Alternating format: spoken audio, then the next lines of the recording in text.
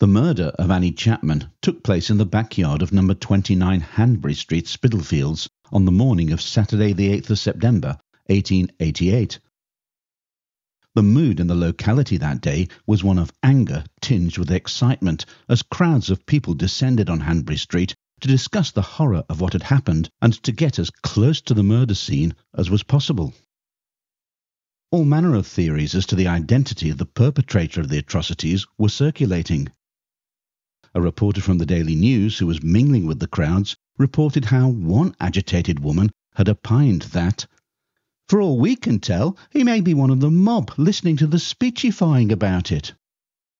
"It is anything but improbable," the journalist commented in his subsequent article, "that the assassin should have been there would have been quite in keeping with the cool audacity which must of necessity be characteristic of the man who in all probability had perpetrated all 4 of the murders which have so shocked this locality." Several newspapers commented on the mood in the district and observed how any man who acted in the least bit suspiciously ran the risk of being turned on by the feral mob. There may soon be murders from panic to add to murders from lust for blood, the Daily News warned, adding that a touch would fire the whole district in the mood in which it is now. Lloyd's weekly newspaper, in its edition of Sunday the 9th of September, carried an account of an attempt to lynch 2 men.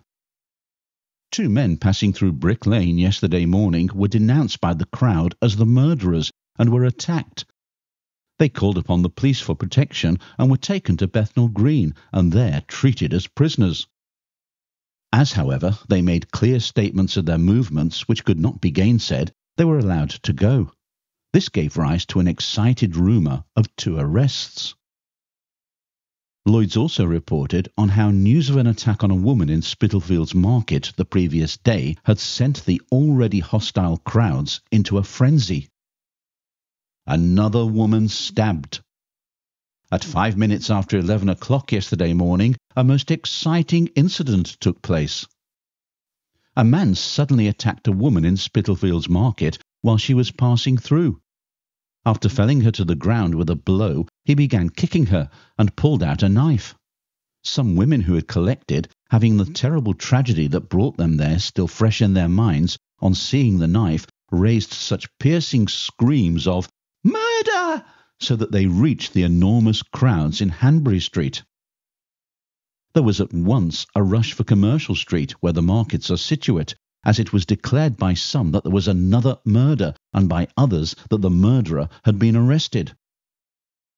Seeing the immense crowd swarming around him, the man who was the cause of the alarm made more furious efforts to reach the woman, from whom he had been separated by some persons who interfered on her behalf.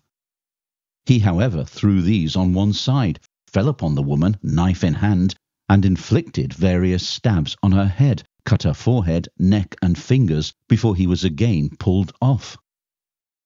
When he was again pulled off, the woman lay motionless. The immense crowd took up the cry of "Murder!" and the people who were on the streets raised cries of "Lynch him!"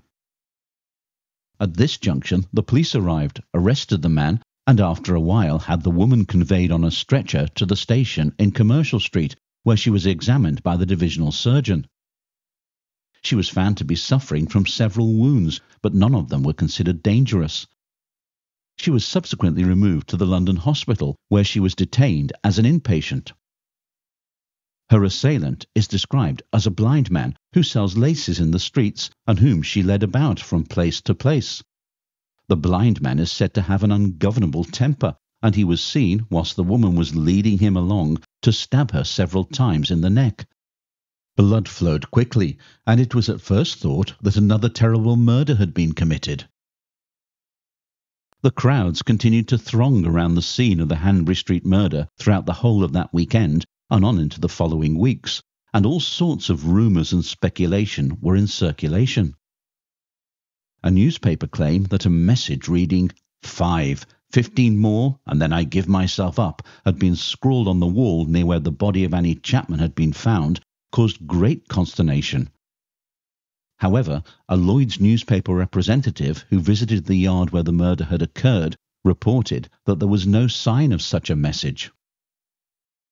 The claim was one of just many that were made in the aftermath of the murder, as people struggled to come to terms with the horror that had occurred in their midst.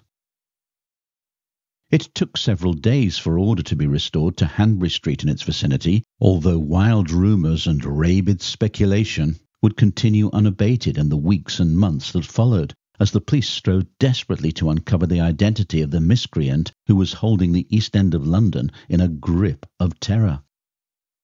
As the Star put it on the 8th of September, "The ghoul-like creature who stalks the streets of London is simply drunk with blood, and he will have more."